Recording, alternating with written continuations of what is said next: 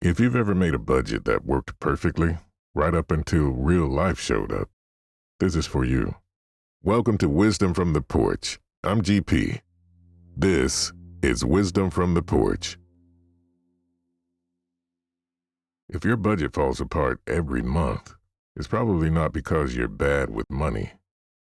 It's because most budgets are built for a life you don't actually live. Let's talk about why they break and how to build one that can survive real life.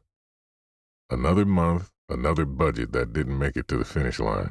And if you've tried everything, apps, envelopes, zero-based budgeting, color-coded spreadsheets, and it still doesn't stick, listen close. A budget doesn't fail because you had one unexpected dinner out. A budget fails when it has no plan for being human. Because real life isn't a neat little row of categories. Real life is birthdays, car repairs, fatigue, convenience, stress, and I just need something to be easy tonight. So when the budget breaks, it doesn't just hit your bank account. It hits your confidence, it hits your mood, it can even start fights. Not about money, but about what money represents. Here's the cycle most people are trapped in. You get a wake-up call, a statement, a balance, a we can't keep doing this moment. So you sit down and build the perfect plan. You cut everything fun. You promise you'll cook every meal. You swear you'll never impulse buy again. For a few days, it feels powerful, like you finally took control. But then life shows up, because it always does. And the problem isn't the surprise expense. The problem is the budget was built like a strict diet.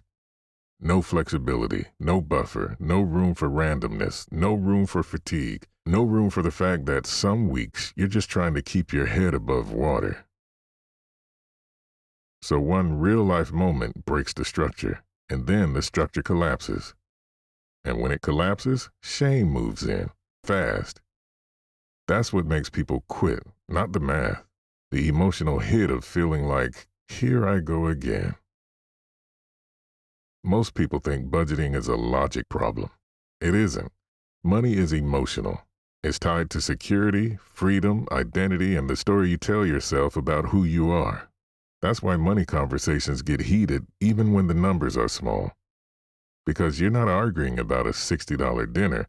You're arguing about safety. Are we okay? Trust. Can I rely on you? Respect. Do you take our goals seriously? Worth. Am I failing as an adult? And here's the part that changes everything. When a budget doesn't account for emotion, it becomes a pressure cooker. It turns every purchase into a character judgment. It turns spending into, I messed up. So the budget becomes less like a tool and more like a test. And you can't build financial stability while you're living in financial shame.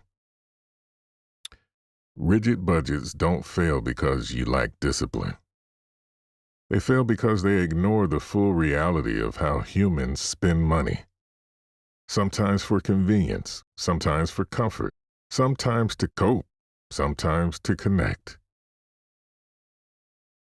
So what's the takeaway from budget attempt number 47? Stop hunting for the perfect budget. Build a budget that can survive real life.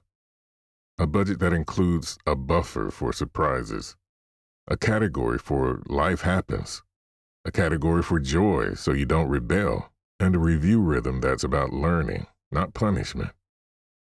When the budget breaks, don't treat it like a moral failure.